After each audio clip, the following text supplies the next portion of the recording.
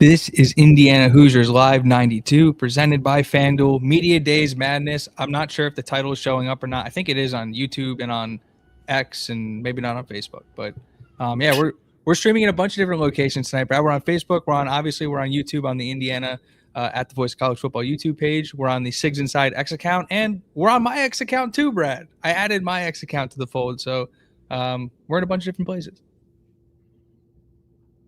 Love it. Yeah. On my end, it does not have the title of the show. So.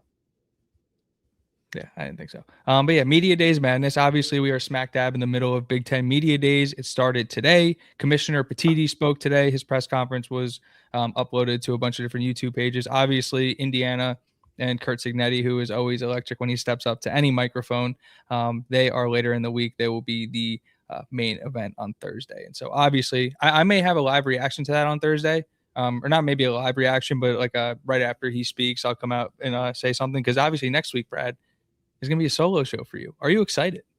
Yeah, I'm pretty pumped. Right now I'm moving, so that will actually be my first show in that new apartment. So no more piano, maybe I'll bring the piano. I have movers coming, so I'll figure it out. To be determined.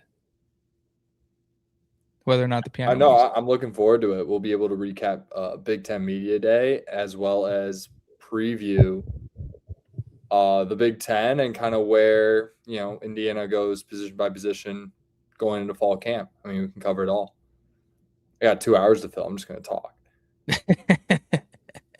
It'll be awesome. It'll just be full. Would love an active chat. That would be super fun. Just be able to riff. Any sort of questions. Doesn't even have to be Indiana sports related. You just get them going. Really just got to get them going.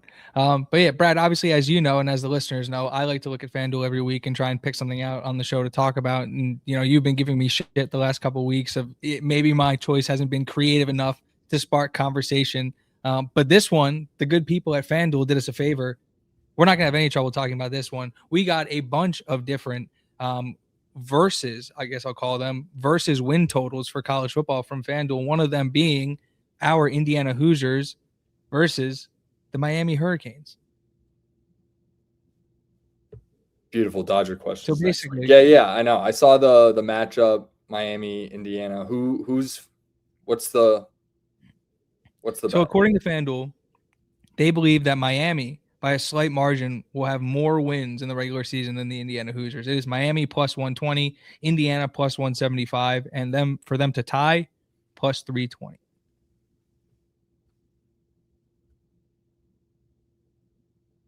I think there's a good chance they both go 12-0. I like tie here. I think it's juiced up, and I think you're basically calling for them to go undefeated or both go 11-1. I like the tie there. And it's the juiciest.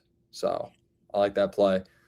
The reason why I would think Miami would be favored, obviously, is because they play in the ACC. That's the only question. I really don't see them. I actually made my preseason bracket today as of 30 minutes ago. And I don't really see anyone contending with Miami in that conference. I mean, there's SMU, Louisville, Virginia Tech, but I feel like there's just too big of a gap to really touch them this year. I think they're going to be very good, as we saw them make a run to the title, and they seem like very similar to Indiana, got better in the offseason. So they'll be a team to watch out for come January for us. I don't know what he's doing down there, but it's talking about the dogs running around making a ruckus. But yeah, talking about Miami, it's tough when you go into your own conference and take the quarterback of the team that won the conference. It's hard to then look at the rest of the conference and I take them seriously is the wrong word, because I literally sat here on this show last week and said the hot take that they were going to overtake the SEC. But you understand what I'm trying to say is, like, if you can't even keep your quarterback, how are you supposed to compete in the league? And so, yeah, it is hard to see any team surpassing what Miami's going to be able to bring to the table in terms of how they built their roster. So I think I'm in agreement with you there, Goon. But at the same time, like, they do play Notre Dame. They also did lose at home to Louisville, and Virginia, I think, beat them as well. And so it's not like even with a ton of talent that team isn't susceptible to losing games. And so I do think it's an interesting one. I do want to get to your bracket in just a second, but I just want to. I want to touch on that point real quick. I want to touch on that. You said they're susceptible to lose. Everyone's susceptible to lose. Even 16-0 Indiana last year was very susceptible to lose. So that kind of goes into how we're saying, like, I think Indiana's more talented than they were a year ago. I think Miami is also more talented than they were a year ago. If they're able to continue the trajectory of the development of their players and the program, they're going to be miles ahead of a lot of different teams this year. Especially in their own conference. Yeah, 100%. A couple of these other head-to-head most regular season wins that FanDuel threw out there, because there's a decent amount. Alabama versus Auburn, Alabama versus LSU, Arizona versus Arizona State, Army versus Navy, BYU, Utah, Clemson, South Carolina, Duke, North Carolina. If Duke's not minus $1 million for that, that's crazy. Duke's only minus 145. That might be worth a sprinkle. I'm not going to lie. For the odds in the ACC, for Duke to have more wins than North Carolina. Do you see what's going on with North Carolina this week? It's not written on my show notes, but obviously it was pretty much all over the place that they put their GM Michael Lombardi on leave, who's highest paid GM in college football, for an HR complaint, which is what's being reported. Yeah, they're what I like how you're going through different matchups. Why aren't you going through Big Ten odds? It's Big Ten Media Day. FanDuel just put this stuff out. So I was just like, if you were like the versus concept, there's a UCLA, USC in here. Not a ton of Big Ten though. Ohio State, Penn State, Ohio State, Michigan, Minnesota, Wisconsin, Iowa State. Yeah, I don't know. Cool concept. I just like that that's fun. I like that they're doing it. It allows you to put your money where your mouth is on Twitter. And I think now that they have this on FanDuel, which should be your number one sports book, I think people should be posting. If you're gonna chirp in the offseason, I think you should be posting tickets. I don't know if you necessarily need to post tickets if you're posting words. The words are enough of a receipt, no? I think I'm just gonna start calling people out on just like post your tickets at FanDuel. That's just all I'm gonna tweet. I'm just gonna be a big FanDuel ambassador, and that's gonna be my way. That's your way to the top. That's my way to the top. Pushing the duel. Yeah. Yeah, that's closing the loop on the FanDuel stuff. But lots of smoke this week, Brad. And so I want to start here before getting into the biggest news of last week for the Hoosiers. But I want to get your take on SMU naming their future athletic recovery center after Kevin Jennings, who will play quarterback for them this season. I mean, let's hope he doesn't get hurt. I mean, that'd be some of the biggest of ironies if he gets hurt and he's getting treatment in the Kevin Jennings treatment center. And knock on wood, hope that doesn't happen. But yeah, I think it says a lot that he's getting the building named after him. I don't know what that does for him financially. I don't know the incentive, but NIL is pretty cool. I think this. Yeah, I don't see, because typically dope. Typically, you get a building named after you if you like make a big donation or like pay for it. That's typically how that gets done. And so I don't know if they did it to honor him or he like gave a huge donation in NIL back to the school. The Monshun sales practice facility will go hard. Monshun sales pavilion before he takes any snap in his senior year of high school. That would be hilarious. That would be the day. Catch me like that Notre Dame fan who'd be like, "There's no way we'll put a patch on our jersey. There's no way Indiana will ever do that, right? No way. No shot. No chance. Never say never. Never say never." Yeah, I thought that was nuts. A lot of people gave Colorado shit for retiring jerseys of two guys who people would say didn't do much. I mean, Travis Hunter won the Heisman as a defensive back playing two ways. I feel like that was a little justified. And Alicia Durr at one point led college football all time in completion percentage. She could point to something. I don't know. It's good for Kevin Jennings, right? I mean, he took them to the playoff. I mean, he did more in that sense than both Shedeur and Travis Hunter. So it's true. It's true. He did more for the team than they did. They did individual accolades. They won with Kevin Jennings. But like, what gets a jersey retired? Individual accolades. So I don't know. I'm not trying to open up that discussion again. That wasn't the point. You know what I mean? But Yeah, I just thought it was interesting that they decided to. It was just a funny headline to read from Front Office Sports. It's just like, here's the building named after Kevin Jennings. Whatever. We did a lot of speculating about recruiting on this channel, Brad. Me and you had plenty of discussions about whether or not people should be panicking. I repeatedly said that nobody should be panicking about the state of Indiana recruiting. We talked about what the strength of the 2027 class could look like. Obviously, they added Munch on sales. It looks like they're done there. We talked about what winning the national championship could do to recruiting when you look at what the staff had already done with development. It looks like that the class of 2028 is going to be the class that exemplifies the tier that we would put Indiana in, or where we expected them to be after winning the national championship, because the class of 2028 has started off with a major bang. Brad, I don't know if you were able to do any digging into Lucas Prock, but he's the quarterback at the Hun School. New Jersey powerhouse, plays a national schedule, started for them, I believe, as a freshman or as a sophomore, 44 touchdowns, I think he threw. Cool thing about him is that he works out with a quarterback coach named Tony Rasiopi. Tony Rasiopi is a name that I've known for a very long time because he was the quarterback coach of my first QB1, Kenny Pickett. And so seeing that connection there, understanding where the Hun School fits in the hierarchy of New Jersey football and understanding how good that program is, understanding the buzz that this will generate across the state, given which outlets are going to cover it. They hit an absolute home run. He's just from the coaches I know he's working with, like he's an A+ kid. Like he's just unbelievably talented. The fact that we even offered him this early should tell you that. And to start the class of 2028 off, adding the most important position and adding one of the best, if not the best kid at his position in the country, unbelievably exciting for what could be for the class of 2028. Brad, have you got the chance to dig into Lucas Prock yet? Yeah, off to a hot start. A very highly touted guy. Already a top 10 quarterback. These rankings are going to change a lot. He's a rising junior right now. Let's throw stars out of the picture here. Super early commit, one of the earliest guys to commit to a school.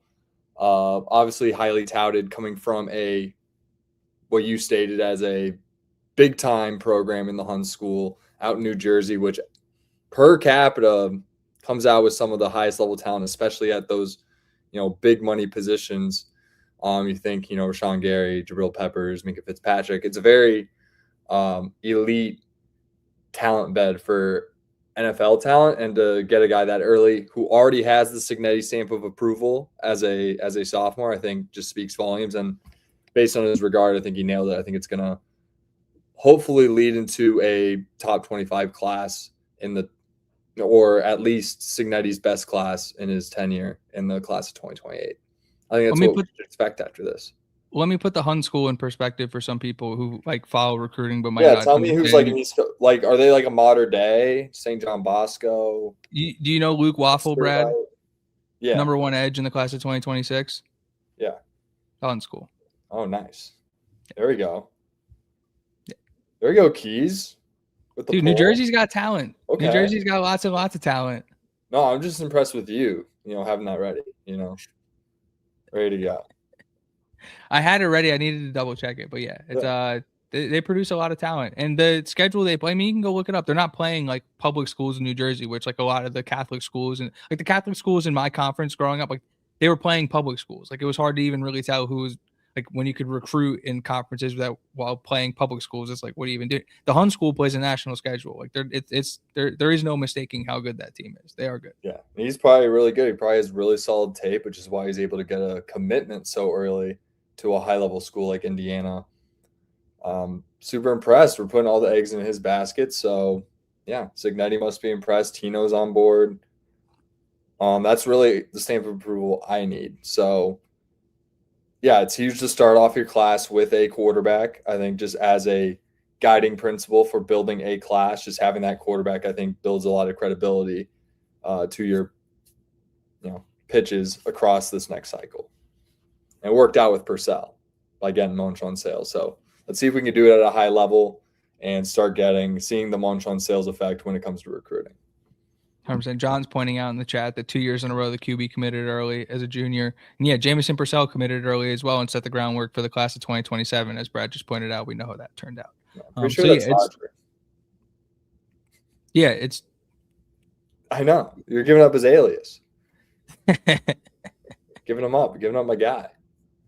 Yeah, I am. And then obviously you're already seeing the ripple effect in the class of 2028. Indiana was very closely linked to, I think his name is Kellen Hall, who's the number 3 player in the class. He's been to campus a couple times. They just got linked to the number 2 running back in the class, I believe, who's going to take a visit at some point this fall. So yeah, it's they're in an unbelievable spot recruiting wise, and you've already seen again how they've been able to spin the story without the national championship. Now they have the national championship. Now they have sales. That's the natural progression of things. Is this is going to get better? Yeah, and which is very exciting. Caleb Bob makes a good point in the chat. I mean, there's a good chance Proc ends up being a 5-star and could end up being the highest committed player in IU football history. I mean, what was the math from a couple weeks ago? If you have how many stars, you have to add like 4 or 5 Signettis on you. So this actually makes him like a 9 or 10 star, I think, on our scale. This makes him a 7-star on the Goons. I should have wrote that down. I wish I wrote that down. Yeah, it's 2 to go back. It's plus 2 to 3 stars. Plus 2 to 3. Yeah. Okay. Yeah. So he's a full blown. He almost could be like an 8-star guy. So we only bring in 5 stars. Yeah. We've never not brought it. That's why people keep getting it wrong. Brad, you had a great you had a great tweet this past week when you mentioned that Indiana has now cracked the top 60 in overall roster talent for college. Yeah, that's trouble for the league. They're 77 last year. I mean, they gotta watch out. They're coming. Major upgrade. That's why people try and like they're loaded. People try and chirp Indiana about the recruiting rankings or like the roster talent, but it's like it's all better than it was last year. And you saw what happened last year. It's like very few things you can say to break what Indiana fans got going on right now. It's very exciting. 100%. It is. Yeah, we got it going on. We got the motion. We do. We're going. I just can't wait to wreck teams. I have Indiana as my number 1 seed in my preseason bracket. The schedule's favorable this year too. Let's get you teased it a little bit. Let's get into your bracket. Yeah, so at 1 this is who I think the field of 12 is going to be. These are the teams that I'm buying stock into going into the year. All right, Indiana 1. I think they're defending champs, bring a lot back, reloaded really. Defending champs, reloaded. Plain simple. We're going to keep it like that. Last year, the word was loaded. This year, it's reloaded. The 2 seeds, so like these top 4 seeds, I see them as like pretty solid. I think they're going to win their conferences, and except 2 seed is Notre Dame. I think they're going to, have a solid schedule and go 11-1, 12-0, get a bye, do their thing. Okay, wait. So do you think so? If you put Notre Dame at number 2, you say Notre Dame beats Miami. Yeah, because I have Miami 3. So if Notre Dame beats Miami and their schedule is super easy, they probably don't lose. So if Indiana is ranked number 1, Indiana is presumably undefeated. In which case, some of these matchups for the numbers. No. Wait, I'm going to loop this back in. Wait. At the end of the year, I'm not taking Notre Dame or Miami. Hold on, I'm looping this back in. You should actually then be on Indiana plus 175 to have more wins than Miami, because in your own scenario, you have the Hoosiers with 1 more win than Miami. I like the tie. I think with the juiced odds, I think it's the better play. I'm a math guy. That's a math guy move.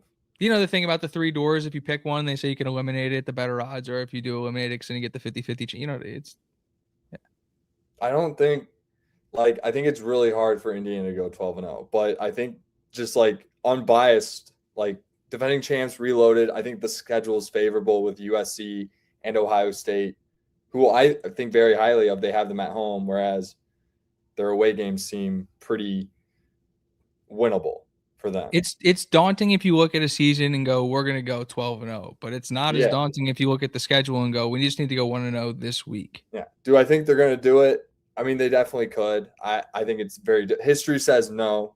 We don't put self-imposed limitations. Paper and what I saw last year says yes.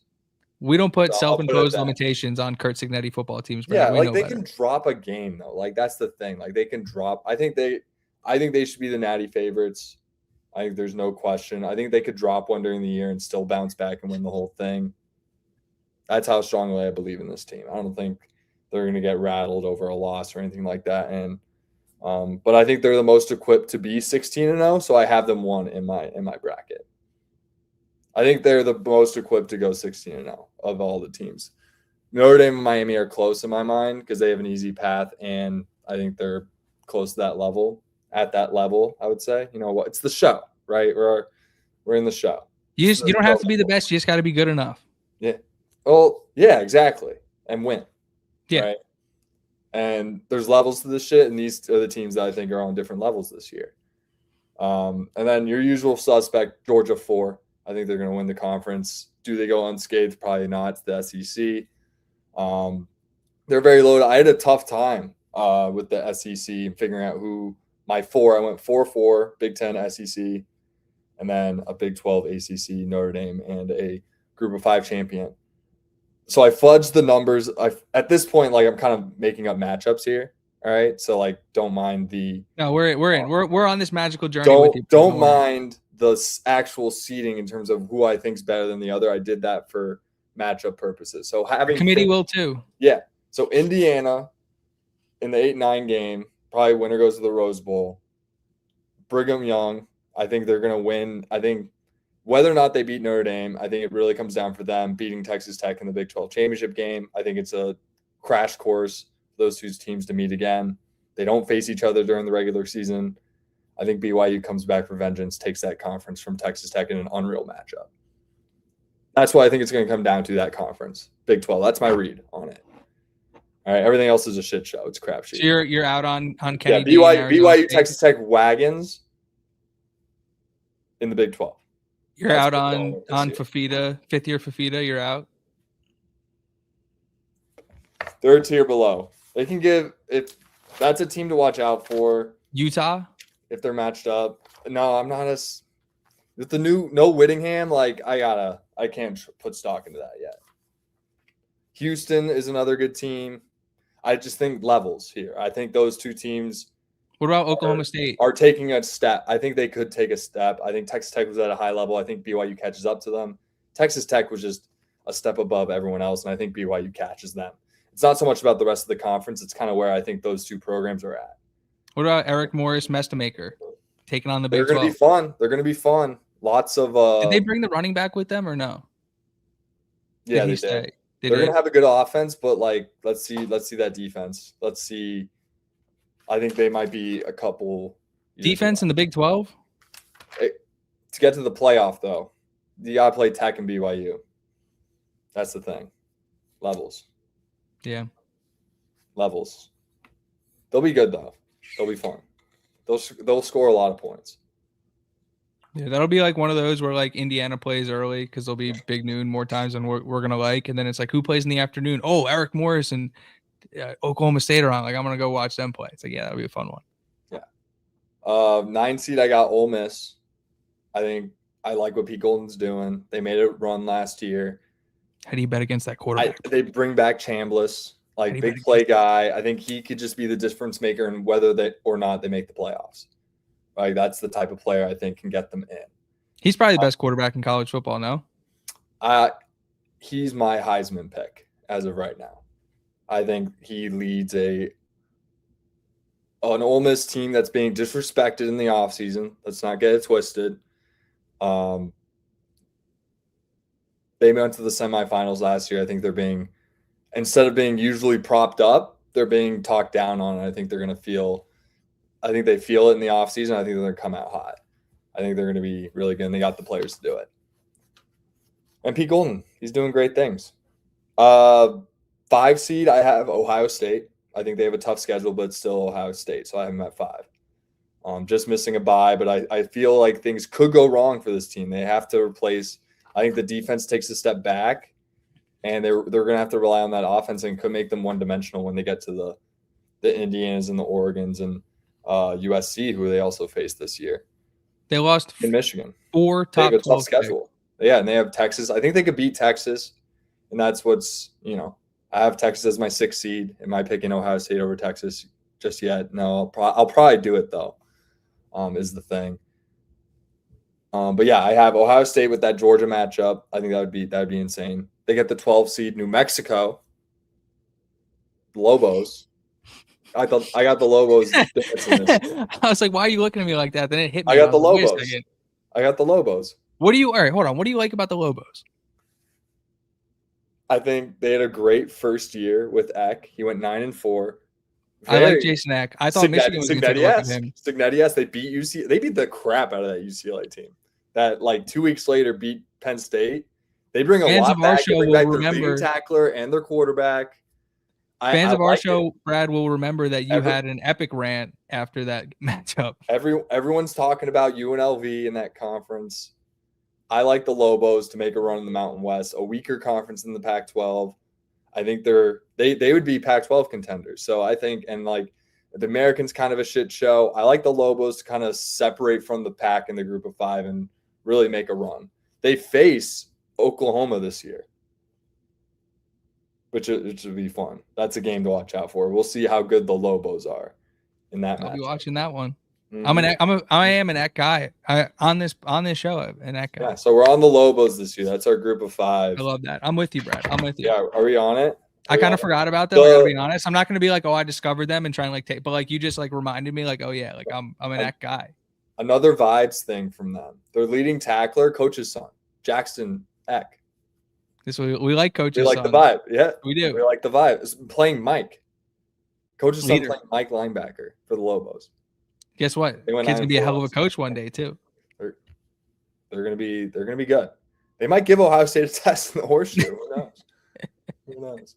So matchup in the 2 seed, 7 and 8. Obviously, I got Oregon at the 7 seed. I think, obviously, on paper, super talented. I think there's a lot of question marks at coordinator. I actually think they're going to drop that USC game because I have USC also in this field. We'll talk about it later. But so I have them dropped a little bit. I think they face Ohio State, USC. I think it's going to be a little difficult for them. They do escape Indiana, so I think that gets them in.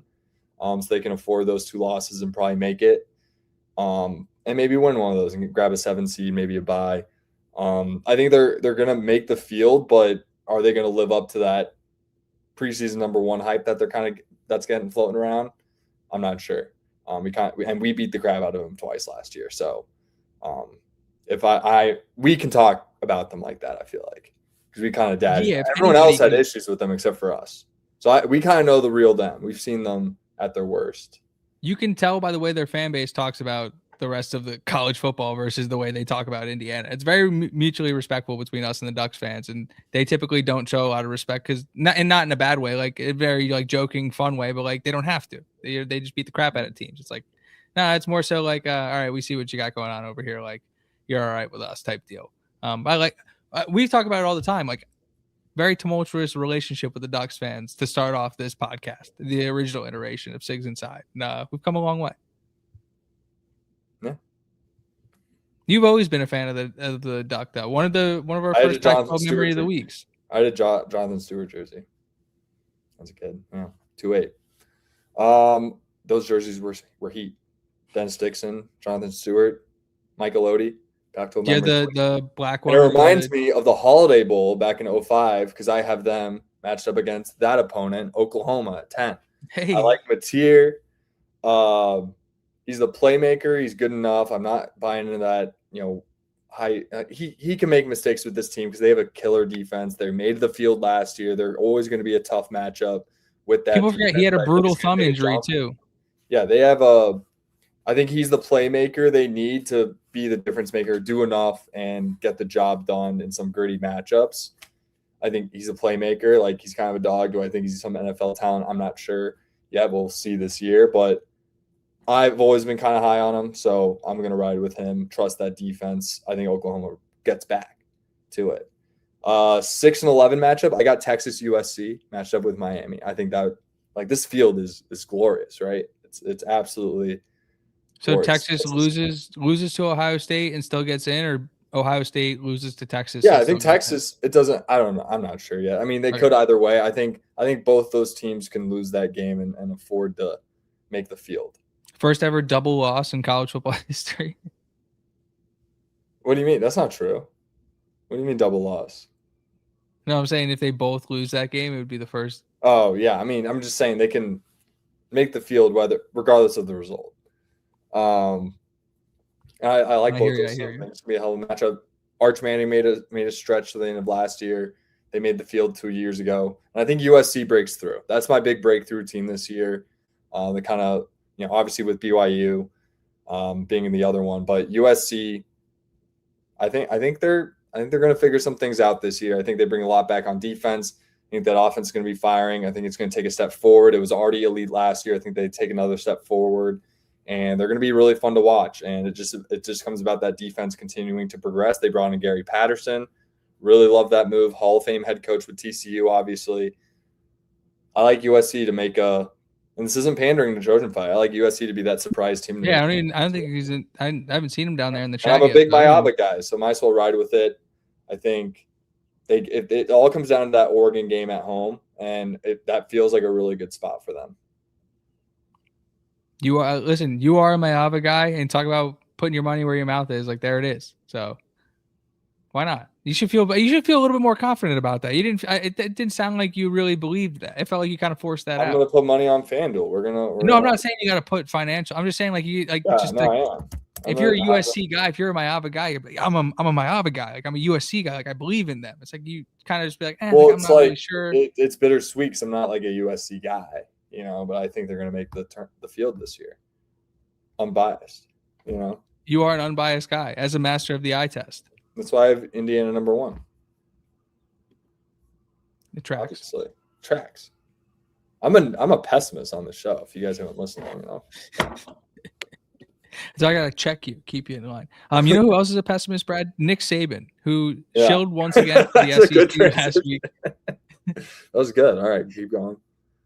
Talking about how just because you win a couple of championships in a row doesn't make one conference better than the other one, which is that's more so hypocrisy.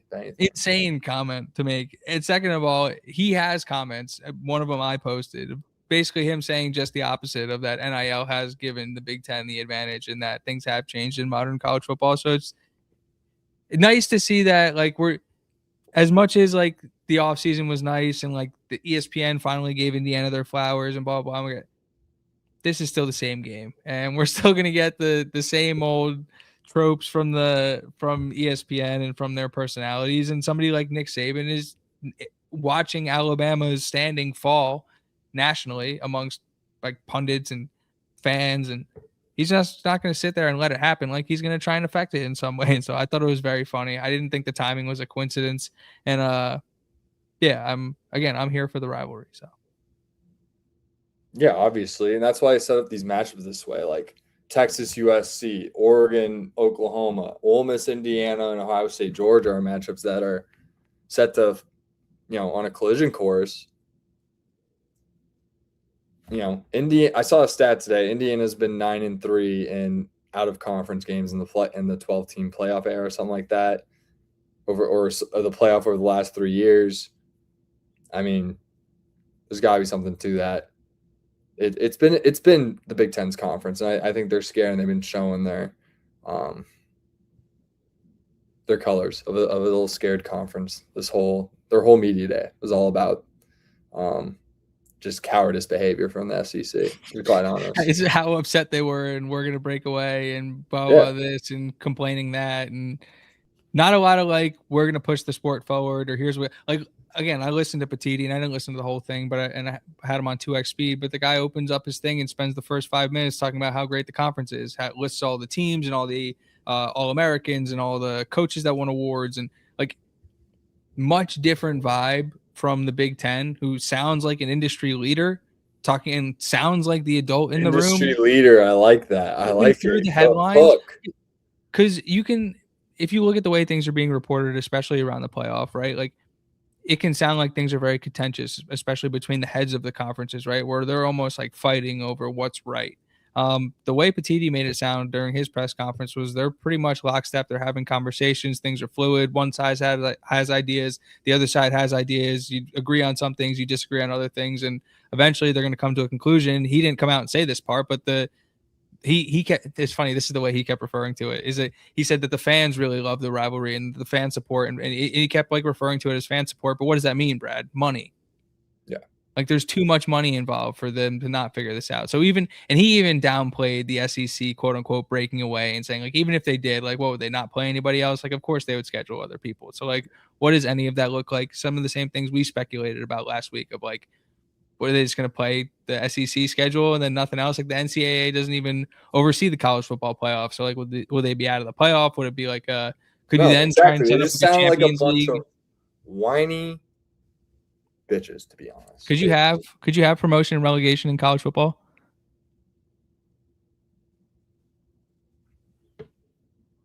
Did you imagine if you had like the Big Ten and the SEC as like your top leagues? Yeah, Right? I mean, it would. I don't know if it would be like. I don't know if it financially makes sense. Could we concept this out? Like, what if you had like so like the SEC I guess is like the, it would promote the idea of like good coaching. So like you go down to the bottom ranks, right? Like let's call the group of 5. Like they promote like okay, here's how I'd picture it. like the MAC feeds into the Big Ten. Group the current Power 4 would split into 2 like I don't know 24, 32 team conferences. Take teams from other sides, and it's like the AFC, NFC, right? It's like SEC, Big Ten in theory. SEC takes over the ACC, and then we get like the Big 12 or whatever, right? Or the other way around. Who cares? Honestly, I think Big 10, ACC, and then Big 12, SEC would be pretty fun. Honestly, We already have the partnership. Yeah, it'd be great. What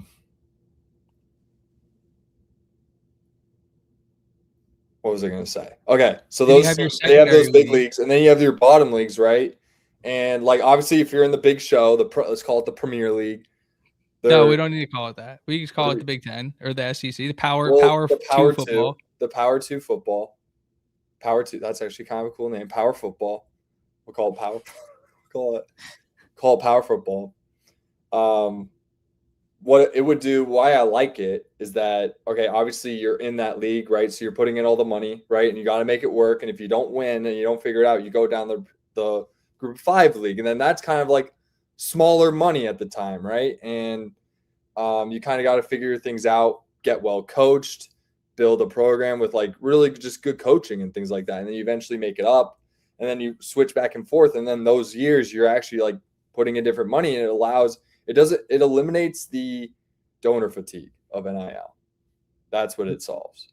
Commando saying in the chat though that doesn't work when there's so much turnover year after year. The players who won the promotion will graduate and then they suck when they're in the big league. Yeah, in theory, absolutely. But then like in theory, you get money for being promoted, then you can go and spend it in the transfer portal and if you can get the boost, because there is too much turnover. Like yeah, because you can't just keep the same players for 5, 6, it almost 7 years. Forces you as a school, if you are a group of 5, like let's say you're Ohio University. You could be like a Bundesliga team and be a feeder. Get promoted, and then you're all of a sudden like, I don't want to shit on them.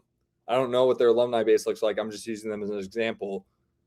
Oh shit, we actually can't really compete financially with this. Like there's that scenario as well, where a school might not be equipped. Whereas like, you know, if a Sacramento State can figure it out, like they've been a program that has shown that they're like trying to invest and be a player in this NIL era. Yeah, they haven't run from the financial stress of competing. No, they have not at all. And if they can figure it out, that would be a team willing to put the financial backing at the higher level, right? So I think it does create some of that. It does give programs a chance if they want to like take it serious, you know. And then they'll just have to invest. Like if you see the product, the idea of seeing a promotion would incentivize more NIL donation from your donors. Like, why would a rich guy, a UTEP alum, donate to them right now? They have no shot. They'd be drawn to the 12 seed in the playoff. They have no incentive to really invest in it because the system's really against them. Because you know it is Power 4 right now. It does favor those leagues, and easily the Power 2 in terms of I literally did my playoff. I love that I did it today because it's actually attaching to a lot of different things we're talking about. 8 teams from the Big Ten SEC. Super reasonable, too. It's the same thing last year. 1 second. You couldn't agree more. Yeah, Bella thought you were making a really good point. She had to get in on that. So it actually, like, I know this is kind of a curveball. You were not expecting me to answer this way. I think it could work in a sense of the modern game and just understanding how people are incentivized to donate. Because right now, if you're at a group of 5 school, there's really not, you're not going to get your ROI right now. There was a singer who was talking about, and they have to fund. They have to fund the teams that get promoted. Like if you get promoted, you have to. There has to be some sort of pot. There has to be some sort of money so for them to allow themselves to compete financially. The next you'd get into the whole thing would be you'd get part of the TV contract. So like say you get promoted into the Big Ten, right? Like what we went over last week. Big Ten teams are slated to get $80 million as part of the new TV deal, right? Yeah. So like if you win promotion into that, all of a sudden it promotes development, like the players graduate, but like those good programs, like Cignetti was able to leave James Madison and bring in a ton of guys that were young and played 2 years, like a Fisher, Surratt, Tyreek Tucker. Like those weren't like necessarily one and done guys. So you can have teams that, you know, the problem is you'd have the biggest pushback from schools like Purdue and like who would be close to the relegation line, who has the safe spot right now, who's guaranteed $80 million a year from this contract. That would be like, there's no fucking way I'm agreeing to that. Yeah, exactly. That's the push pull and why the biggest problem with MLS lockout would be a nightmare. This is where lockout. This is how lockouts start. This is how. But it's fun. It's a fun conversation. But funny, Purdue's like we're gonna boycott. This is like we're just gonna play the season without you. So like, I don't know, like kind of, I don't know where the leverage is from them, which is why I'm so glad Indiana figured out their shit, because that would have been us. Yeah. Oh yeah, that would have been us. And yeah, I think it's interesting to play. I think it's an interesting concept. I think it kind of works for what college football kind of is. I think it brings a different type of pageantry that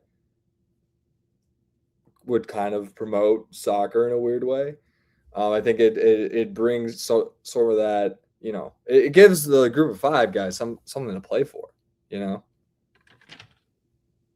And it also promotes that concept of like it could be a young man's league, you know. So, a lot of different ways to build a roster, and then you could really have like a group of 5 team be like a feeder school, right? Where they just like you come in, you develop 1 year as a freshman, and then they send you off, or like they almost make it like a community college where like we're like a and that school does it to get donations from the other school, and then you pay like a fee. All of a sudden, it's like looking like European football out here. Like you could do it. That's kind of what this whole thing's, this free market. It's basically what it is anyway, because then you have the transfer portal. That's so funny about all the college football fans that hate soccer. It's like this is free market. NIL is literally like world football.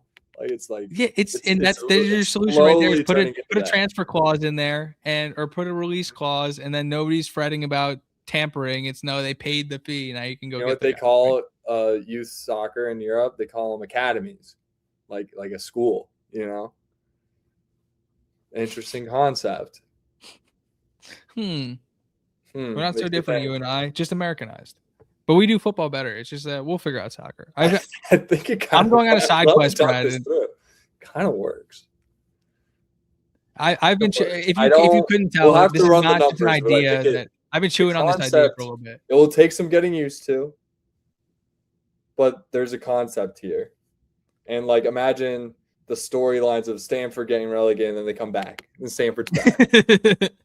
Stanford's back with the big dogs. Would they be like Leeds? Yeah, exactly. Like it'd be sick. Like Stanford's back. Like it'd be so sick. The house of Andrew Luck. Luck, like back, Stanford back. Yeah, like that's just. I think that'd be kind of cool. I think that'd be cool, and it'd promote something. You know, there'd be, it makes it about winning. Yeah, you could get into a 4th level college football team with like a couple thousand, or you could donate to the big one. You know, it's and then all of a sudden it gets a little deeper. We go D1, D2, D3, like FCS. You know, and then you have and then also you're doing League Cup. FCS. There's probably tiers in there. Like it gets fun. It gets fun. Who's gonna form their leagues? Yeah, it's a good conversation. There's a lot of teams. 136 FBS Division I teams, right? Something like that. That's the whole tricky thing around how this professionalized version of college football is turning into is that there's no real, this would be like the largest league ever. So like, where do you go to compare like how that maybe should be run is maybe going to the largest network of professional sports, and that is European club football. In the Champions League. Yeah. Yeah. Except Well, just they'll switch. Like the leagues don't bid you into that. You know, you just have to work your way up. Yeah. We'd have to figure out the other part of it. But yeah, I think you could if you had the payment structures working correctly. I think there's something there. There's something there. Something there. Something there. There was something with the On3 exclusive with Fernando Mendoza that came out this past week, Brad. We got a bunch of different quotes from Fernando. I think my personal favorite one was, if you're an orange, he's going to juice you or something like that. He's going to get all the juice out of you, talking about Kurt Signetti. And he also said, talking about committing to Indiana, that NIL was not an important factor for him. I think he called it like number 4 or 5 on the list of things he was looking for. Yeah, it's a good statement. Whether that's, marketing or he could be lying. You gotta think about that sometimes when you're reading the media. I mean, listen, he is the most media trained. How old? I don't even know how old he is, but like he's one of the most media trained college transitioning to pro athletes that I've ever experienced watching sports for my. He's telling me what I want to hear for sure. He says the right thing so many times, Brad, that he can't just be trying to say the right thing. You know what I mean? Like by accident, he says the right thing. I know. I'm just playing devil's advocate here. Hoosier Prods in the chat's asking about Keyshawn Hall, Brad. Who was that? Auburn forward. Never heard of him. What do you mean you never heard of him? Brad and I had a 15-minute phone conversation. I called Brad about it yesterday. So he's averaged 18 points a game in Power 4 for his last 2 seasons. He's trying to get a waiver. No, he got 4 years. He got it. Ohio. There was a lawsuit in Ohio that granted him an injunction, I think. He fits a position of need, which is the 3. It would allow Harris and Mustaf to come off the bench, which would be awesome considering how good the freshmen have looked. It would be an intriguing and almost necessary bet. Hall, because we looked at this team coming out of the portal saying, I mean, they could use one more starter. They could use one more guy, one more dude.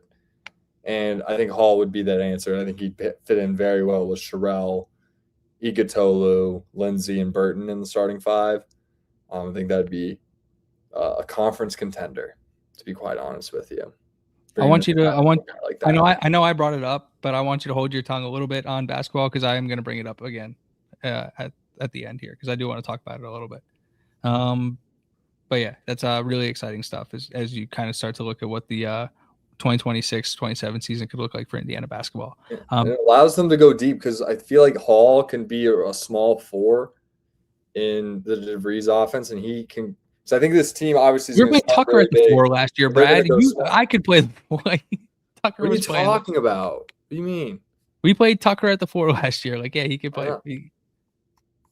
Yeah, this guy's gonna be he'd be a great addition to the team. And Caleb Boggs is saying he asked an On3 guy yesterday, and he said IU wasn't involved. And there was also a screenshot, I think, somewhere of Rab John saying that he hadn't heard Indiana was involved either. So I don't know if that was where that was from, but it's because they already told Sam Alexis he was coming back, which would be nice.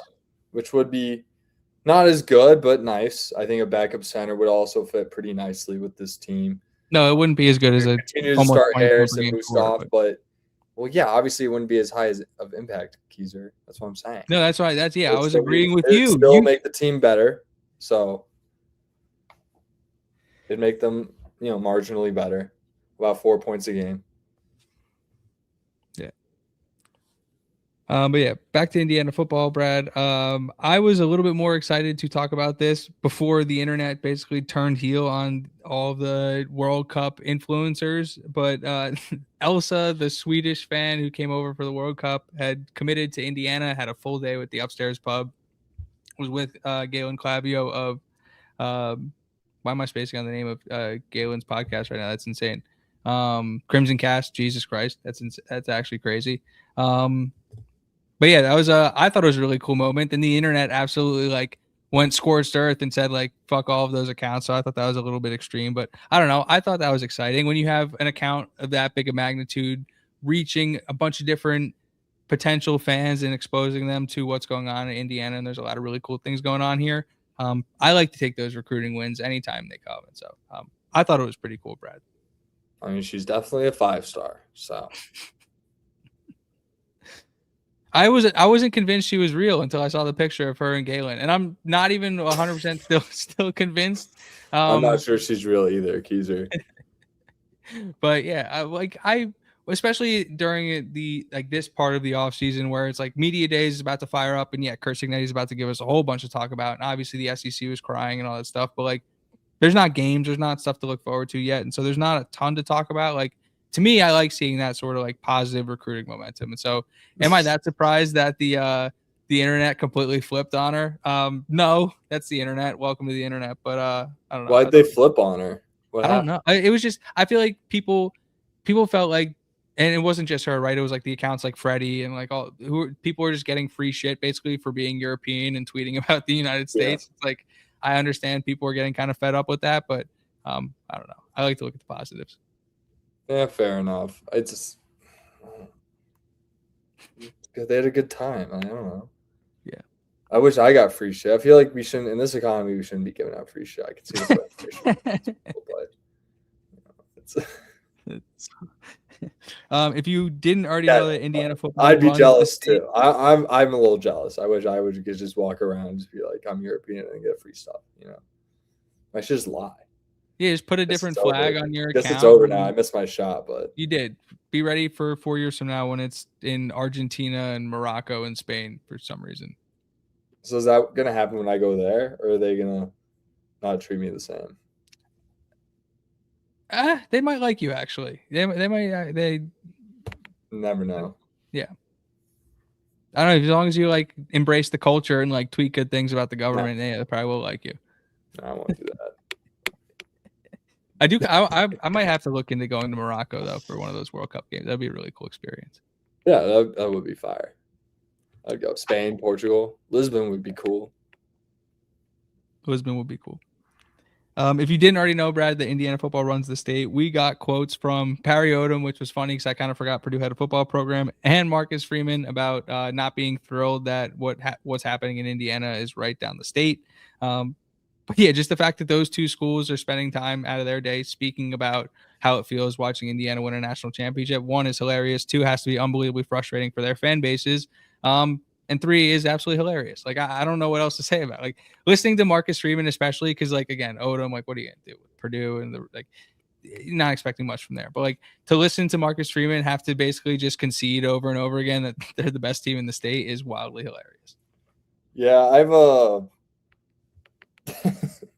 Notre Dame can still, they shouldn't feel so bad about it. They're contenders every year. So what they do, they just got 18 to 20 million for a jersey patch. Like they're doing all right. They'll be all right. They're doing okay. Purdue, I was telling someone I'm like sick of Purdue. Like I'm bored. I'm bored of Purdue. That's why when Notre Dame joins the Big Ten, we're replacing Purdue with a rivalry weekend with Notre Dame. Exactly. And yeah, I'm sick and tired of them. I don't. But then someone reminded me that it's fun to beat your opponent, your rival, 66-3. So I'm back on board. I'm cool with Purdue. They can play us. Yeah, I do like the free win. I don't even see them as a rival. Like I actually see like Miami as almost. It's for basketball, Brad. It's for basketball. You have to remember that basketball still. Yeah. We're starting to actually create our own even in the basketball rivalry. We like it's 500 with their golden era. So it's like that's what a rivalry is. It's back and forth. And you have the golden era of Purdue and you have like the lowest point of Indiana basketball history and it's back and forth. Like that's a rivalry. Yeah. we have no history before Signetti, so therefore we're creating our history in the moment. And as of right now, like I really can't call Purdue a rival. No, Ohio State's a rival. Notre Dame, Notre Dame's a rival. Miami, they're a Bama, rival. Bama's a Bama, rival. I don't know if you can call Bama a rival because we put belt. Belt, yeah. We'll see though. I feel like we'll see him again though. You know, God, so it's got to bother. they It's could got to make it. bother the Bama We'll see. fans We'll so see as much. time goes on. You know, obviously Ohio State, Oregon rivals. You know what I was thinking about recently, Brad? Like how insufferable I'd be if we had multiple national championships. Like I can now. I'm starting to, as we get like deeper into this, understand more and more how these other fan bases feel. Like if I had like double-digit national championships, like you wouldn't be able to say anything. Yeah. No matter how That's why my they team flex. was That's this year. why they flex all those old I ones. get it. But like none of those matter. Like Bama at least can talk some shit because they're kind of like they're the old blood, we're the new blood. You know, they do kind of run things here, and we took a big jab at them. So I actually see Bama as a big rival in the sense they have history. You know, we don't, but might become something more. We'll see. I don't think Bama makes the playoff this year though. I don't have them in. I noticed that. Like we talked about at the beginning of the show, obviously I was Big closer to putting Tennessee in as like a long shot. Like the freshman starting quarterback. I was looking about 10. Yeah, I couldn't fully buy in, but Heupel's good. I think they're going to be and Derek Owings. You know they're going to be fit. Yeah, they're good. They're good. I'm high on them. Obviously we talked about at the beginning of the show. Big Ten Media Days. We're in the midst of it. 28th, 29th, 30th. I'm probably going to have a response to something Kurt Signetti says because he's just electric when he steps up to a microphone. So be on the lookout for that on Thursday. Ball practice, Brad, starts 1 week from today. We got an update from Respectable Adam, who's a great source of information as well as an unbelievable follow on Indiana football Twitter, along with putting a railing, I think, on the west, somewhere in the west side of the stadium, I think in the West Bowl. They also are starting fall practice outdoors on the 4th. I saw a comment back to that post saying that I think there's something scheduled for Mellencamp on the 3rd, so maybe somebody in the chat can check me on that. But we are 1 week or less than 1 week away from the start of fall camp in Chapter 3 of the Kurt Signetti era. Brad, how does it make you feel? I'm super pumped. I'm gonna have to break out the hat. It kind of got bent in storage, so I'm really upset about that fall camp hat. What date did you say it starts on? Next 1 week from today. Oh wow! It'll be the anchor of the first solo show for you, Brad. Wow. So I'll be able to talk about my expectations. Yeah, we'll have a full show. We'll be able to go. You got to make that. You got to make this the show for me though. You still got to produce it. Trojan fight, you missed it. I picked you guys to make the playoff. Thanks for showing up. You're late. You missed it. We got getting to know Brock Schott as well as getting to know AJ Harris this past week. There was a lot of smoke around the AJ Harris video from the coaching staff, especially. The reaction tells me that they understand what they have in that guy, and it's really exciting to see kind of the way that the staff has reacted to AJ Harris. And his story was unbelievably cool. Like I didn't understand how much time he spent in Germany, and it was cool getting to know AJ Harris as well as Brock Schott. I'm excited to watch Brock Schott play some football this year. I watched both of them, and I was good kids. We only recruit good kids. Good kids. Speaking of good kids, are we not going to talk about any of the bad kids? They're not. When are our kids got in trouble? Yeah, well, it's innocent until proven guilty, right? You're talking about the Tyrone Burris stuff that happened this past week. And and this might be a little distasteful, but it's also like, hey, there's 85 guys. You know, like things are just gonna happen. And listen, that was a horrific situation the way it was reported. Yeah. All charges were dropped according also to the reporting, and so it's like what from the complete outside. It's hard to really have a perspective on what even happened. I don't think anyone knows what really happened, to be quite honest. So it's like a wait and see. But in terms of like what it sounded like, yeah, bad, very bad, not good at all. And then charges dropped is also like, okay, well, let's not. My point, high level, like this happens at every program. I don't think it's anything to freak out about. This isn't some sort of trend that's happening, but definitely something to note. and that's really it. And we'll just have to wait and see what happens. Yeah. I think it is also important to note that when a report comes out that says that the charges were dropped, that it's hard to speculate. You don't know what to think, and then you just hope the best for everybody involved in that situation, because none of what was coming out of that sounded good. So, 100%. yeah. Let's transition to something that is good, Brad. Class of 2027 Edge Miles Smith has put on 20 pounds, Brad. He 215 to 235. He's already going up. He's going to be a senior in high school. I thought he was already 235, but let's go. Okay, cool. Maybe it was. I don't know. I feel like he's gonna play a stud position, so like he still has to get up to like 260, stuff like that. But his body type screams stud. He's senior in high school this year, Brad. He's fine. He's not. I wouldn't worry about. I'm not worried about him. He's definitely ahead of schedule, which is great. That's why he's a blue chip guy. We had Fernando Mendoza and the Mendoza family at the Indianapolis Motor Speedway this past weekend. We got some awesome quotes about the Hoosiers always being a part of their family from Elsa Mendoza, which is always beautiful to see. And then we got some Big Ten preseason honors released today, Brad. Only 3 Hoosiers on there. I was a little surprised. Do you know who they were? Elijah Hardy, Tyreek Tucker, and Charlie Becker. And there was only 12 team people selected, so actually 3 is a pretty high number. There you go.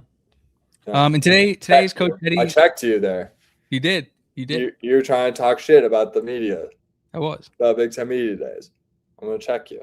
I'm going to talk some more shit about the media in a second. But first, I want to say happy birthday to Coach Eddie, Brad. It's Coach Eddie Burke Jr.'s birthday. And so obviously we know how big of a part of the coaching staff Coach Eddie is, and an unbelievable follow on Twitter as well. And so shout out to Coach Eddie. Happy birthday, Coach. Yeah, happy birthday. He's definitely not watching our show, I'll tell you that. He was a big part of the Moonshine sales recruitment. So yeah, shout out Coach Eddie. He did good. Then I got some storylines I want to talk about heading into fall camp, Brad. I know fall camp starts next week, and then I'm not going to have a chance to talk to you until we're basically getting ready for the season. And so, me and you will talk, but it's going to be 3 weeks. We're going to be 3. We should have done more, but I guess I'll cover it next week, And no, I will. You'll do. We'll cover it. We'll have our own little thing. We're splitting up the work. Yeah, we're changing it up. I can tease this now, I guess, a little bit, but I'll have the Kirkwood and Dunn guys on the 11th. We're changing it up. I'm doing a solo show next week, Jordan Fight. Solo show next week for Brad. On August 11th, the week after when Brad is away, I will have Kirkwood and Dunn. Beautiful. That's exciting. Yeah. And then I'm working on a guest. I think my solo show is more exciting than that, though. I'm pumped for your solo show. I will be watching if I can. Yeah. It's going to go crazy. We're going to go stupid dummy. But I want to talk about some storylines, Brad. And the first thing I want to talk about is Josh Hoover. Where is he at? Where's he at? Where's he at? He's not at media day, I'll tell you that. He's on the VR headset, running through some simulations, getting ready for the season. Yeah, is that what you want to know at media day? Is that? No, these are stories. No, no. This is me. Like me. These are what I believe are the biggest storylines heading into fall camp. So the number one storyline for me is where's Josh Hoover at? Where's his head at? Where's he at physically? Where's he at in the offense? Like obviously, I have my own opinions based on the things Kurt Signetti has said. I believe Josh Hoover is exactly where he needs to be, doing what he needs to do, and is progressing the way that he needs to have success in this offense.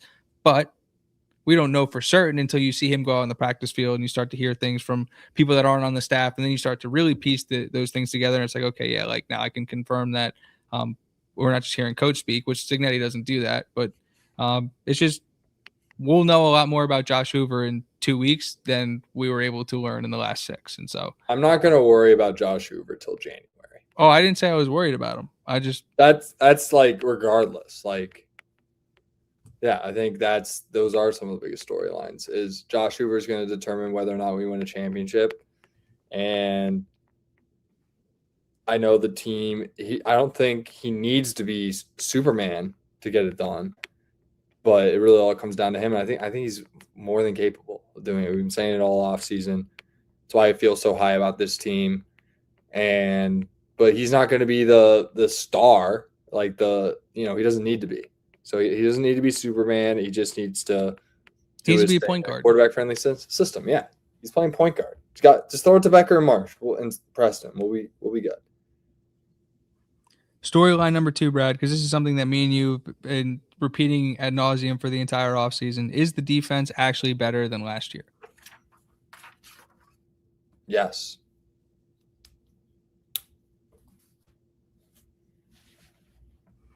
Storyline number 3, and I'm going to segue this. That's all I got for that one. It's one of the best PR moves that you could make as a university, Brad, is taking away the thunder of a different university with an even bigger announcement. And what happened this morning, Brad, was that Ohio State announced that it had come to an agreement with its JP Morgan, to be the jersey sponsor. And I think the agreement was like 15 million or something like that, whatever it was. Notre Dame came over the top of that like an hour later and announced their jersey sponsor of SoFi for 18 to 20 million and absolutely just mogged Ohio State's entire like industry leading. They led the industry for about an hour before Notre Dame reset the market. And so my question to you, Brad, is when this eventual Indiana jersey sponsor drops, 1, are we going to top what Notre Dame got at 18 to 20 million? And 2, who do you think it's going to be? Oh my God. I'm chat GBTing this. Chase is going to be tough to beat out. SoFi was 18 to 20 million, Brad, for Notre Dame, and that's the industry leader right now. Do we get Salesforce? Does it get like Apple? Benioff, go to hold on. Google. Who do we feed to EY? You can get Meta. Google would be kind of sick. Goldman Sachs. Yeah, Google would be fire though. I think Lilly, maybe. The Lilly, somebody put, I think it was Hoosier Soldier, put up a picture of the Lilly sponsor, and it was like the cursive script in white, and it was like very minimal, and it looked great. It'd be a good patch. Based on aesthetics alone, my pick would be Lilly. That's what I want, and they're red and white, so yeah, it was literally just like Lilly and like cursive, and it was like very, very small. I know there's no way that would. I don't know if we'll be able to match that type of money, but I think they set the market. So I think everything else, and once Notre Dame happened, that's going to set the market. Everything else is going to fall into place. Did you see probably tweet of the year from the Notre Dame fan who was basically like quote tweeted the Ohio State jersey sponsor, and he was like, our university would never like desecrate our jerseys like that, blah blah. We history and shit, blah blah. It was like this whole like Notre Dame would never do that. Like an hour later, the SoFi sponsor drops, and he got community noted. That's so bad. Oh, it's so good. Oh my goodness, it was so good. We talked about it a little bit before, Brad, so I don't want to hammer this one again. But the Super League, I think, the way it's been presented is that the SEC wants to break away, and they're the only ones having this conversation. Like again, it's not about breaking away; it's just transforming the CFP. That's not.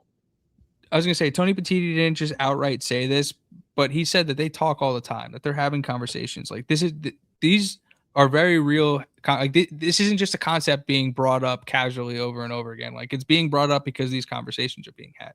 And I don't think we're that far away from the SEC and the Big Ten looking at it and going, look at how much money we're earning. Look at who's controlling most of the logistics here. Like, what are they actually doing and how can we do this better? I don't think it's out of the realm of possibility that we see a movement on the Super League in the next 12 to 24 months. 100%. And on the right side of history when this is happening. This is good. It feels inevitable. Yeah. I've been hearing about, how long I've been hearing about the Super League? How long? Guess how many years? 4.5. 13 years is when I first heard about the Super League. It was 13 years ago. I was in 8th grade going into freshman year of high school. That's when I first heard about the Super League in an ESPN article. I think it was Pete Thamel about the concept of a Super League. And yeah, this has been, it almost feels inevitable. The more with the jersey sponsors, the talk of, I think, when we just talked through relegation on this episode, like it makes a lot of sense. and like the concept of a large league with a ton of teams, very similar to like world football or European club soccer.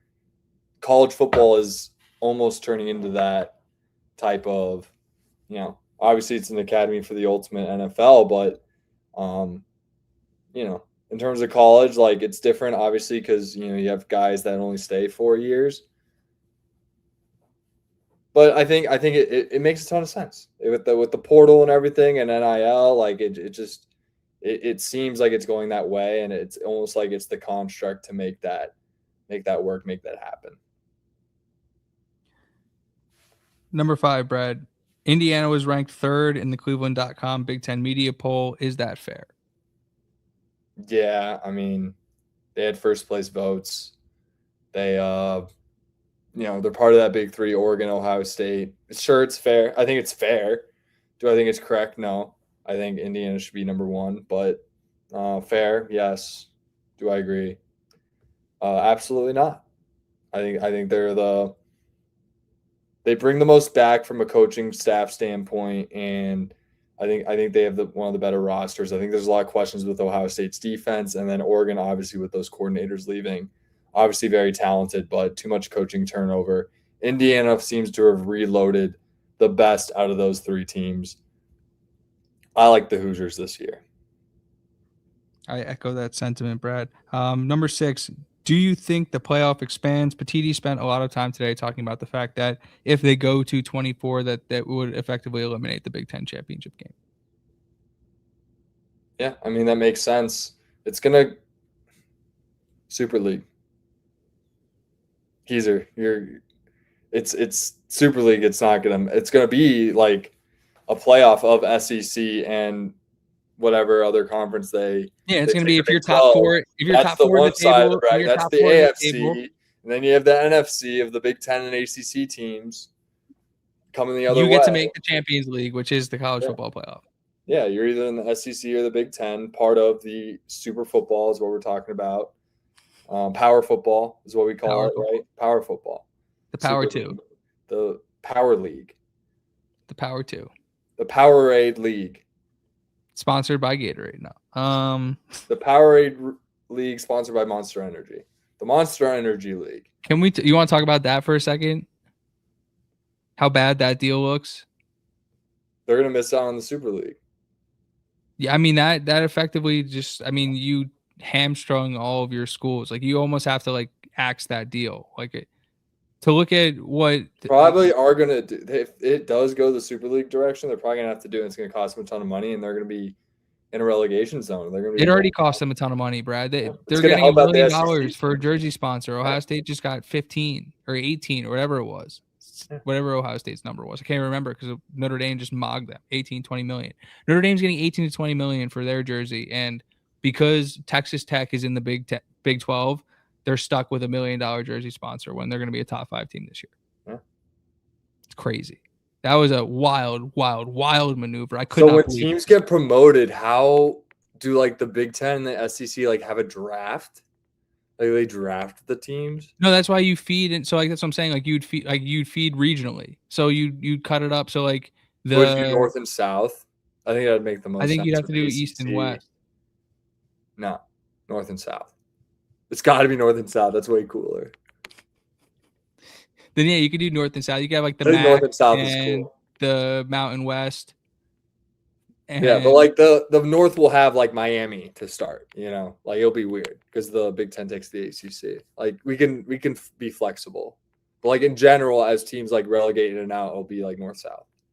You'd probably have to do it. That's why you'd probably have to have like you'd have to have a mini version of the European system. So you'd have to have like the SEC would be like England, and then like the Big Ten would be. There's only 2. Keys, you gotta remember, it's not exactly world football. Well, no, but that's what I'm saying. Instead, you're cutting it off. So I'm saying maybe the Big 12 and the ACC and the Pac-12 are 5 of that. You have 5 top leagues, and then you have your feeders under that, which is like the Mountain West and the MAC and the Sun Belt and the maybe. But American. I think football, like the concept of like there's not enough teams. Like you're world right. Football with there's too many teams. Almost, you almost have to make 2 super conferences and just do it that way. No, then there wouldn't Have be them enough play teams because tournament. in European football, there's 5 super Yeah. conferences, and then there's a bunch of leagues under those 5. Okay. You see what I'm saying? I Like hear you. England, France, Spain, Germany, like those are all like their own leagues with like 30 teams, and then under those are a bunch of teams. We're not that far away from it as well. I guess schools would like have to negotiate like which conferences they You'd have want. to have like regional agreements and things like that. Maybe. Where it's like this league feeds into like the MAC. If you're number 1 in the MAC, you get into the playoff for getting. I think it would grow the sport, dude. Could you imagine if like Toledo played like, I don't know, pick another Boise State in a well, Boise State's now in the Pac-12, but winner like, gets promotion. but like, imagine if they played like, Dude, it's going to be the 4 leagues. Like Pac-12 is not going to make it. remember imagine like Ball State and like Toledo play to get in the Big Ten, and the like winner takes Purdue's spot because Purdue's getting relegated. Yeah, and all of a sudden you got like Toledo. There's a lot to work out. I mean, it'll be playing a Big Ten schedule next year, guys. Yeah, that'd be the new bowl games, dude. The relegation bowls, the promotion relegation bowls. Those are gonna be insane. The promotion, dude. Instead of playing for a bowl trophy, you're playing for promotion to get the Big Ten media contract. Boom, we have meaningful games again. Wow, we just solved the problem.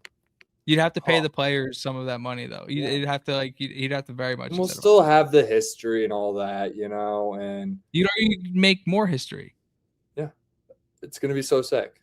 I love it. Actually, I'm actually falling in love with it. There's a larger concept video that we might have to make as like a release on the channel, like how this could actually work. I like we're cooking. Yeah. We're cooking to that. It's not just a new idea, Brad. I've been chewing on that one for a while. And then the 7th biggest storyline I have going into fall camp, I just wrote down Congress, and I'm not exactly the biggest fan of these conversations happening in Congress, because I'm not sure there's much that they can do. But I think that a lot of people end up falling back on the crutch that like I don't know if these conversations would be had if people weren't threatening Congress. Do you understand what I'm saying? Like It's almost like the only spot where people are willing to have these conversations is in that location, which is a weird thing because you don't need to be in Congress to have those conversations. But if it's the only place you'll have it, fuck it, right? Just go figure it out. And then I wanted to speed run what every team's expectation should be this year in the Big Ten, Brad. And what do I mean by that? Like when we try and do win totals, it's like, well, if a certain team has a certain amount of wins, then like you have to have, it's got to mathematically make sense. Like for expectations, this doesn't have to make sense. Like you could have 12 teams have the expectation of making the playoff. I wouldn't say that's what the Big Ten is. But I think that you could reasonably have the expectation for a lot of these teams that making the playoff could be a goal. And obviously not all of them are going to get in. And so, I do just want to speed run the expectations, and I want to go by the Big Ten media poll. And so, let's start with Ohio State. What are your What do you think Ohio State's expectations should be for the 2026 season? Make the playoffs.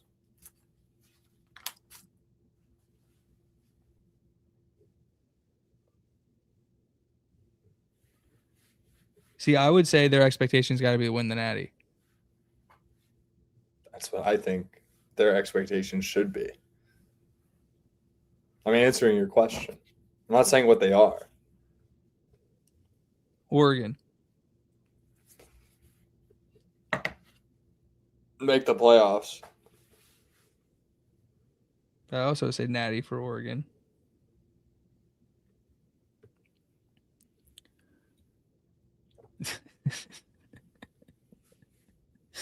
Indiana. Make the playoffs. I actually agree with you on that one. The USC Trojans. How do you agree with me on that one and not Ohio State, Oregon? You don't have us on the same level as them in terms of expectations? I think when you're coming off a 16-0 national championship, understanding that you can't possibly, like, it's hard to expect something that's happened once in 100 and something years to happen multiple times. I would think that there is less pressure for Indiana to win the national championship this year than there is on an Ohio State, and even less so than there is on an Oregon who's still chasing a first one, who's supposed to have the best team in the country. So, like, in terms of what the outside expectation is versus the internal expectation, like, yeah, cursing Natty probably throw me off a building if I told him I didn't think that they should expect to win the Natty this year. So you're right. I probably should change that.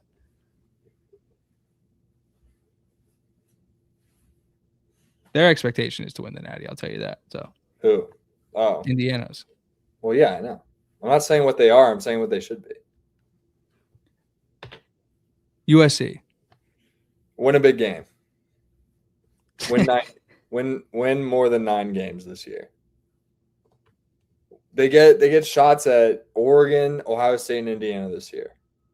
Win one of those. I actually think that's a better way to put You're it. supposed to win. They should make the playoff.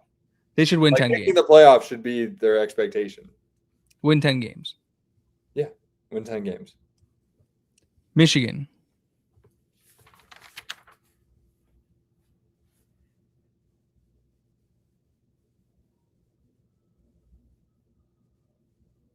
Win 8 games.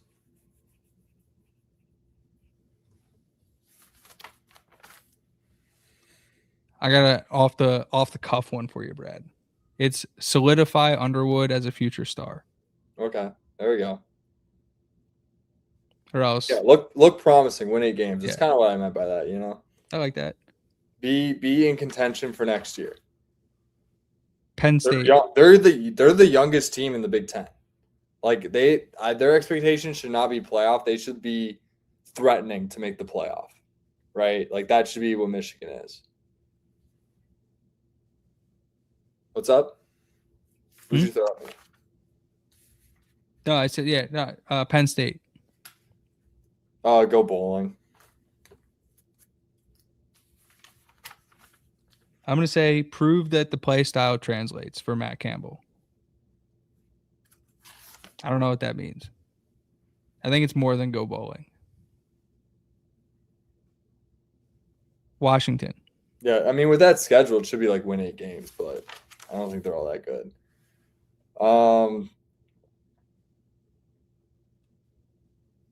Like 7 games. I mean, look promising. They're very senior heavy. But you know, Williams in theory is 2 more years. Like look promising. You know, I don't get fired. don't get fired. Oh my goodness! Wow. I do not like the vibes coming out. I hate the fact that a kid's 3/4 of the way out the door and you force him to stay based on the contract and you tell people everything's fine. I don't think everything's fine. My alarm bells are going off about that. They won 9 games last year. I'm aware. Their quarterback They're beating the shit out of lead. people. Yeah. Iowa. There's levels though. They're not close. Win 8 games. I mean, that's just what they do. Like, yeah, I'm gonna say break the threshold for Iowa this year. Win 9. they're not going to. That should not be their expectation at all.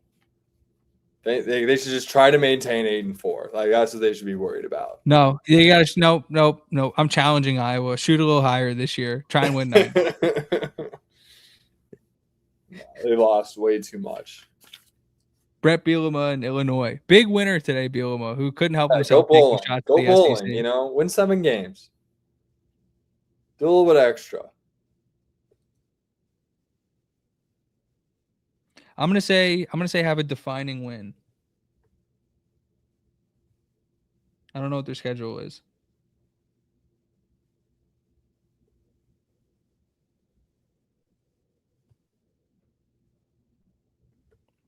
But it feels like he needs a defining win. Who? Bielema. I'm trying to go out to the Washington game. I think I might end up just solo sending the Washington game. To be honest, I don't think they're gonna do it. I don't think they have the team. Different conversation. Minnesota, Brad. Win a big game. Breakthrough. I don't like that because we're their big game. I like Minnesota this year. I think they're going to be tougher than people think. I think they have one of the better D lines in the conference. They have Darius Taylor, who's been their leading rusher the past 2 seasons. Drake Lindsey looks promising playing as a freshman. He should take a leap. Minnesota could be fun and frisky, and they can get a big upset. Yeah, year. I'm gonna say Lindsey leap, Brad, and then don't lose him in the portal. You know what I like for Minnesota? Retain him. Week 5 at home against Michigan. Like I'm Yep. talking them beat Washington or Michigan or Penn State. They go to Penn State this year. Like that's what I mean by a big win. I don't think they're ready to challenge the likes of an Indiana or like Oregon, Ohio State. Like no one's touched those teams besides themselves the last 2 years. I'm talking Washington, Michigan, Penn State. Win one of those. Win 2 of them. It could I'm be gonna fun. say They could have a good year. I'm gonna say Lindsey take a leap and then retain him. Don't let him leave in the portal. Yeah, I think people are sleeping on Minnesota this year. I agree. I We think talked I about it a think little I bit. think the path, the schedule looks good. They really only have Indiana out of the big 3, and then it's really at Penn State. They get Iowa at home, Michigan at home, and at Washington. Like if they can pull off a miracle season of 4-0 through those, they're 11-1 and in the playoff. Row that boat, baby. They have a path. That's all I'm saying. Because they only have the 2. They can afford 3-1 out of that and make the playoff. Sleeper. Like we want to talk super sleeper, Minnesota. Minnesota. Watch out. Watch out. Nebraska. Go Bowling. Go Bowling. They're a joke. Minnesota's coming off of an 8-5 season, by the way, with a freshman quarterback. They win the games they're supposed to win. Go further than that. Wisconsin.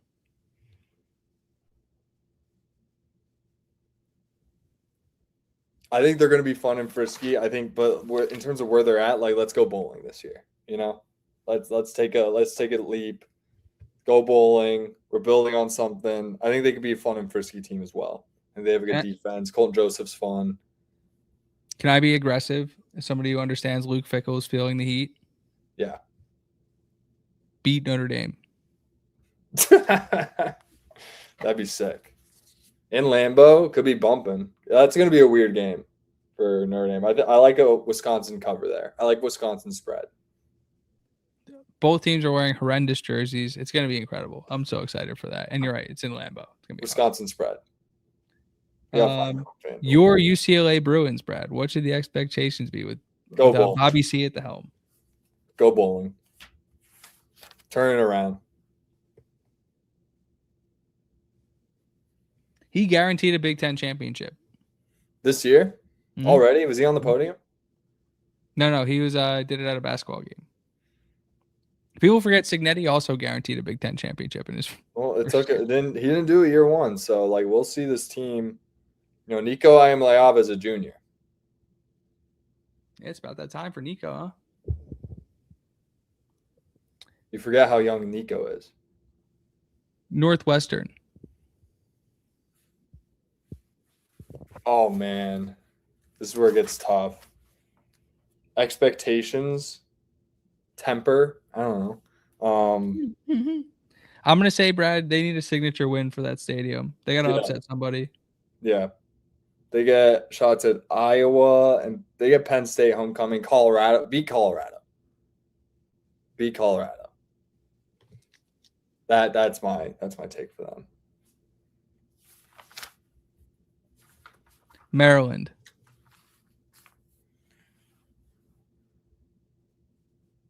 Another young team. They need to show some life. I think going bowling would be kind of what they need to see from Mike Loxley this year.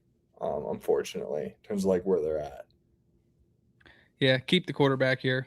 They're not looking to compete this year, but with the junior quarterback of his level, they might be able to make some noise next year. If they can keep him together and build a team around him. My goal would be to build the offense in a way where he looks really good and he understands that he has a chance to make the league staying at Maryland, because if they lose him, it might be over for Loxley. Yeah, they have Sidney Stewart and Mathis, a lot of young players, DeJuan Williams, Malik Washington. They have some promise. They're super young. Like they need to go bowling. They need to go. They can't look like a they gotta have some life to them. You know? Yeah, I do. Michigan State Spartans. I need to see some life from them too. And I think they will with Pat Fitzgerald. I think the expectation is show some life and look promising, show some progress. Yeah, I have beat expectations for them. A lot of people seem to think that they're going to be one of the bottom 3 teams in the conference. Pat Fitzgerald, for a lot of what was going on with that Northwestern program, someone has to be bottom of the conference, though. He was a above average coach in the Big Ten for a long time. He's not just some slouch walking into a Big Ten program who's got to figure this stuff out. And so to me, that's a team that's going to be better than people think. What that means, I don't know. I'm not telling you they're going to like push to even be in the top half of the conference, but I wouldn't be surprised if they were like 10th. Yeah.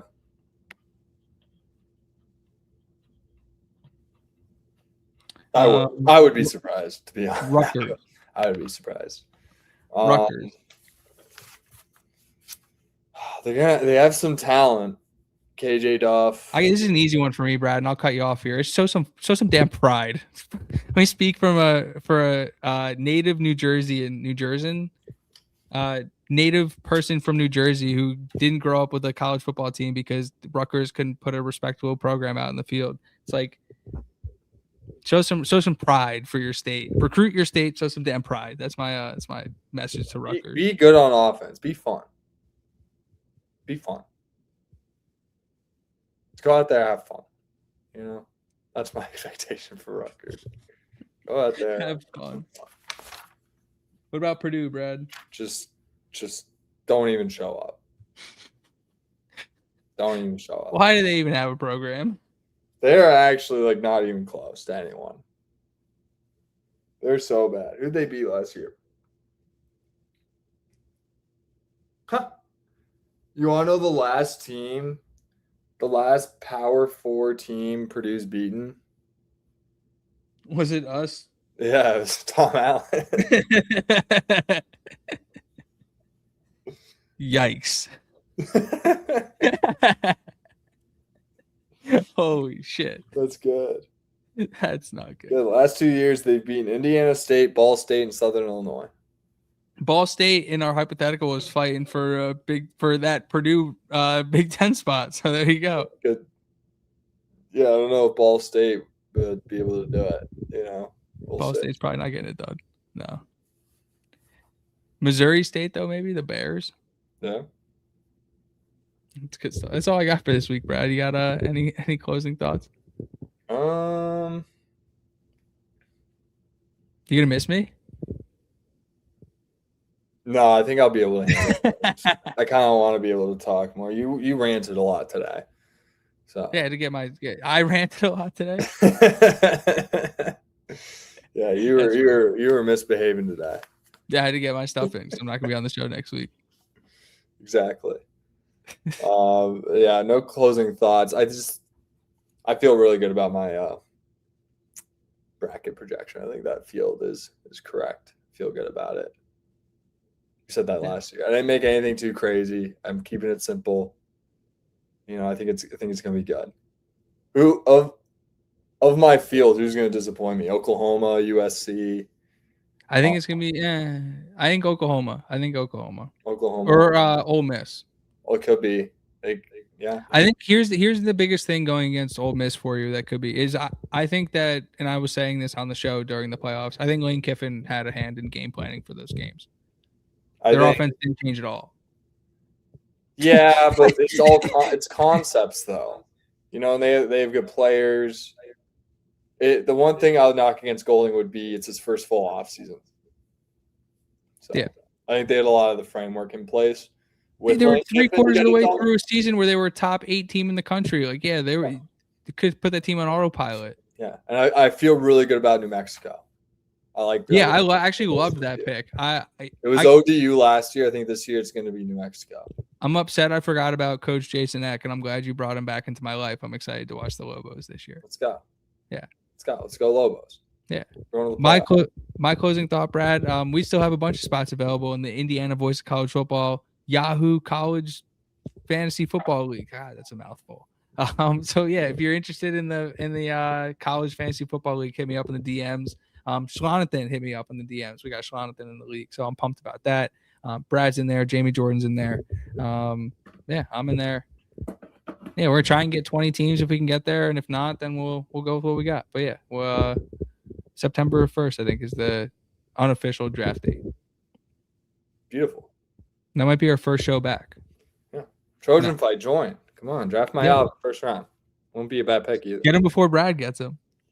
Seriously, watch out. And then Brad will be a solo show next week. We got Kirkwood and Dunn coming on the week after, and then I will have a guest on for the 18th, and Brad and I will be back in the 23rd. It'll be the week before game preview. Yeah, 25th. Pretty crazy. 25th. Yeah. Yeah, we'll be back on August 25th. That's great. It's almost a full month. Yeah, and it's like the prime fall camp thing. So we'll just spew those episodes. It will give us a lot to talk about throughout the season. I'll have to watch your episodes, like catch up what we talked about. You know, I know. I will literally be in Greece, so I won't like. Yeah. No, I have to scout out Michigan State and USC out in Greece. You get it? We're doing some advanced scouting for Coach DeVries. Oh, wait, I was like, wait, I totally forgot to bring something up. We brought home Banner 6, Brad. I can't believe we flew right past this, but Indiana basketball brought home the gold in the FISU America games representing the United States. If we were talking about it like European sports, like this would be a trophy. People would be celebrating this. No, it's not. This is not like discrediting what we just came up with. Stop it. It would be the community shield, and people would be like, it doesn't matter. Oh, there's a trophy for the trophy case. But I think the significant thing, obviously, coming out of it, and again, they beat all these teams by 40, so take away with that what you will. The freshmen shot a combined 50% from three. I watched Indiana take open jump shots by the entire time I've been an Indiana Hoosier fan. Like we don't hit at that percentage. You know what I mean? So it's like, that's a significant number to me. That's really exciting. Obviously you don't expect 50% to translate into Big Ten play. That'd be absurd. But even if you take off whatever percentage of that would be, shoot for the moon, land on the clouds, or shoot for the moon, land on the star, whatever the fuck the saying is, you know what I'm saying? That's really exciting. Super exciting. And then we talked about Keyshawn Hall a little bit. They asked DeVries about that in his presser today. He was very coy about who the specific name would be, but he did not shy away from the fact, as you alluded to, Brad, we speculated after portal season that Indiana had left a roster spot open, potentially to scoop up one of these guys who could gain eligibility based on some of these lawsuits going on around the new eligibility rules. Again, Keyshawn Hall, potentially one of those guys. We don't know if it's going to be him specifically. Sam Alexis, another guy who may or may not be getting eligibility. Who knows? But DeVries did go as far as to confirm that he did leave a roster spot open in case something like that was going to happen. So Indiana does have the flexibility of a roster spot right now if given the opportunity to go chase somebody down. Very intriguing.